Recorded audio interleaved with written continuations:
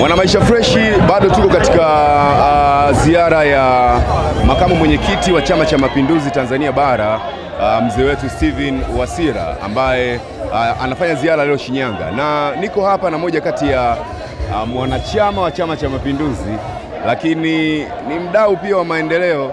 Ukiwa kwenye popote penye maendeleo unasikia jina lake hivi. Comrade Jumbe, habari yako Jumbe? Salama kiongozi. Unaendeleaje? Niko salama kabisa. Okay. Leo Wasira yuko hapa na mmejitokeza kama Chama cha Mapinduzi, lakini pia wewe miongoni mwa vijana ambao wengi wako hapa wamejitokeza. Labda ujumbe hasa kwa Watanzania kwa ujio wa Wasira hapa Shinyanga ni nini? Mheshimiwa Wasira, makamu mwenyekiti wa chama, tangu ateuliwe kwa kushika nafasi ya makamu mwenyekiti taifa, amekuwa akifanya ziara kwenye mikoa mbalimbali, na sasa ametoka mkoa wa Kagera amekuja mkoa wa Shinyanga. Kwanza ni kujitambulisha kwa wanachama kwa nafasi yake ambayo ameipata hivi karibuni, lakini pia kumbuka huu ni mwaka wa uchaguzi, anakuja kutoa hamasa kuelekea uchaguzi mkuu, na yeye kama makamu mwenyekiti wa chama pia ni msimamizi wa maadili, kwa kusisitiza maadili na watu kufuata sheria na kanuni za chama kuelekea uchaguzi mkuu, na kuhakikisha na kuangalia uhai wa chama kwenye maeneo husika ili kuhakikisha chama kinapata ushindi kwa asilimia kubwa kwenye uchaguzi mkuu unaokuja wa mwaka 2025. Okay. Sawa. Na Jumbe, wewe umekuwa ni miongoni mwa wadau wa maendeleo, na mara nyingi unapofanya jambo lolote la kimaendeleo umekuwa ukiweka taswira ya Rais Samia Suluhu Hassan mbele. Nini ambacho kinakusukuma wewe kufanya hivyo? Kwanza Mheshimiwa Rais Dr. Samia Suluhu Hassan ndo raia namba moja, lakini pia ni rais wa nchi, lakini pia ni mkuu wa vyombo vya ulinzi na usalama. Lakini pia Mheshimiwa Rais Dr. Samia Suluhu Hassan ni mdau mkubwa wa maendeleo na michezo. Sasa kwenye shughuli nyingi ambazo mimi nimekuwa nikishiriki kama mdau, especially kama kwenye michezo, mara nyingi tunamuunga mkono Mheshimiwa Rais ambaye ameonyesha kwa vitendo kwa kiasi kikubwa kwenye sekta ya michezo, namna ambavyo anaunga mikono timu za taifa kuanzia vijana, national team ya wakubwa, lakini hata timu za Simba na Yanga na timu zingine zinazoshiriki michuano ya kimataifa. Amekuwa akitoa hamasa kufunua magoli, ambako na mimi nimechukua idea yake ile nikaiweka kwa Stand United, na tunashukuru Mungu mpaka sasa hivi timu ya Stand United kuanzia tuingize hamasa hiyo tuko nafasi nzuri. Tuko nafasi ya 3, tuna pointi 52, tunalingana na mtu ambaye yuko nafasi ya 2. Tofauti yetu ni magoli tu, goal difference, lakini mshindi wa ambaye anaongoza nafasi ya kwanza tofauti yetu ni pointi 5. Kwa hiyo unaweza kuona kabisa ile idea ya mambo ambayo nimechukua mimi nikaitumia kama chachu ya kuingiza support kwenye timu, imeiboost timu kwa kiwango kikubwa. Hamasa kwa wachezaji imekuwa kubwa, lakini hata wadau, ukiangalia mechi hizi za karibuni umeona uwanja jinsi gani watu wameitika, wamekuja. Ni kwa sababu kulikuwa kunahitaji tu uungaji mkono wa wadau. Mara ya kwanza ilikuwa inaonekana kama timu ameachiwa jambo peke yake, lakini baada ya mimi kuja kujitokeza na wadau wengine, sasa hivi unaona na wenyewe wanajitokeza.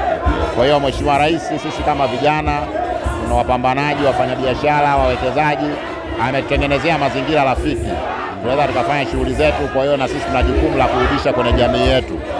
Kwa hiyo hiyo ndo chachu ya mimi ninapofanya jambo, pia kama kada wa Chama cha Mapinduzi namtumia Mheshimiwa Rais kama namuunga mkono kwanza, lakini pia Mheshimiwa Rais ni role model wa katika nyanja mbalimbali za kiuchumi, kiuongozi.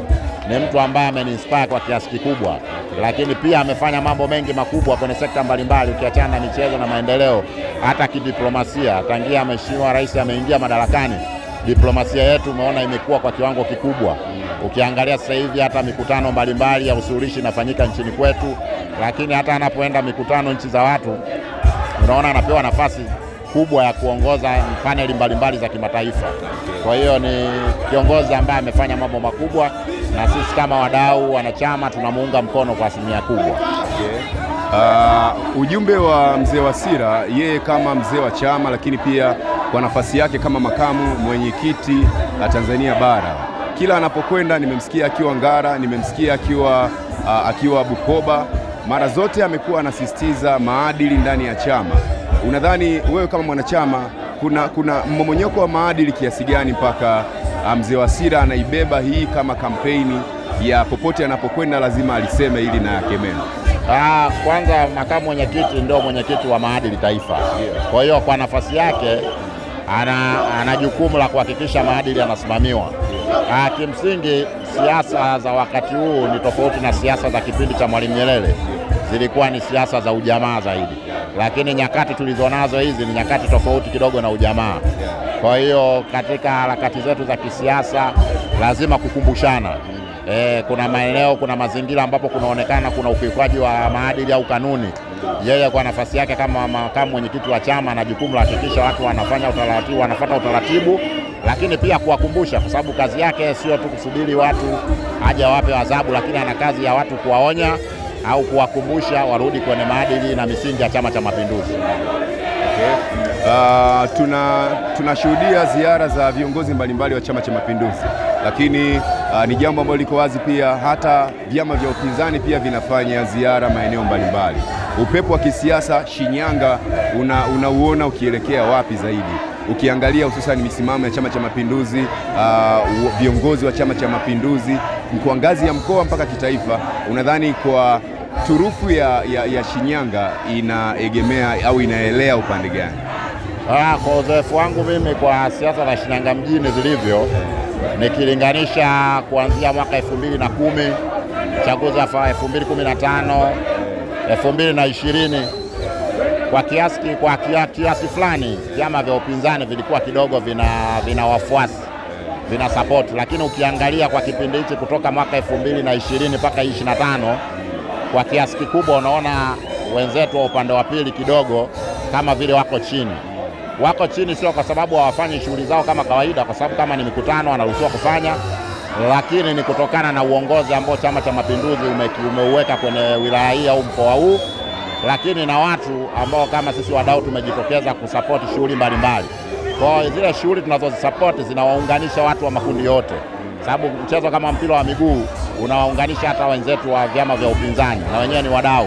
Kwa kupitia ile imetusaidia kuneutralize ile nguvu, na sababu ukiangalia watu wengi waliokuwa wanaunga mkono upinzani ni kwa sababu kuna vitu walikuwa wanaamini haviwezi kufanyika na viongozi wa Chama cha Mapinduzi. Kwa hiyo tumekuja viongozi wapya, tumeleta chachu mpya, tumeonyesha ni watu ambao tunaweza tukaunganisha watu, tukasapoti vitu ambavyo zinawagusa katika maisha yao ya kila siku. Kwa hiyo kwa kiasi kikubwa chama kimefanikiwa kuwashawishi wale watu ambao walikuwa wanaunga mkono upinzani warudi kwenye Chama cha Mapinduzi. Kwa hiyo kimsingi, kama ukiniambia mimi kwa tathmini yangu na kwa uzoefu, zikipigwa kula leo Chama cha Mapinduzi kitashinda kwa zaidi ya 70% hapa Shinyanga mjini. Vijana hawa hapa wanakutazama, mwaka huu 2025 ni mwaka wa uchaguzi, unaweza kuwaambia chochote?